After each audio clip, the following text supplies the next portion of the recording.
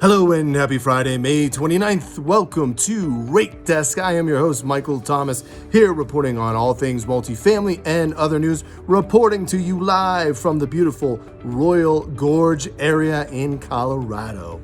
Hope you enjoy the change in background, as I definitely am enjoying being out of my typical environment. Going to the markets today, the S&P 500 ended 4% up on the month of May. We are also seeing crude oil at a record high in the $35 barrel range. Two factors combined together to make that happen. One is the uptick in demand, which is nice to see. The other is the restrictions on the supply. So both those work together and push it into 35 range, which is great news to see that moving up back to higher numbers. Going over to the U.S. 10-year Treasury yield, that came down about 0.04, 65 basis points, 0.65 today. Going over to the multifamily interest rates, we are seeing an easing on the 223F, just a couple of basis points, 2.48 on the 223F, and we're looking at the 3.13 rate on the 221D4 that is fixed for 40 years. Agency rates are flat today. We are seeing the Fannie Mae rate still the same at 3.17, and the Freddie Mac rate is flat at 3.20, flat to yesterday. In other news, a couple things I want to talk with you about today.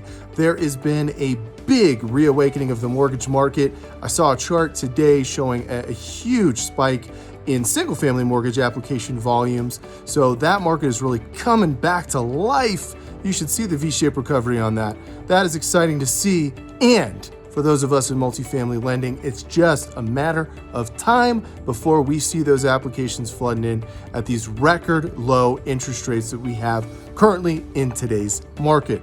Next thing I want to talk with you about, and this will be the final thing for today, keep it kind of short, but on the 223F, this is HUD's 35-year fixed rate program. I was speaking with a developer today who has been looking to do HUD for quite a while, but has had some challenges in trying to get a new construction project put together in a way that would make sense for them.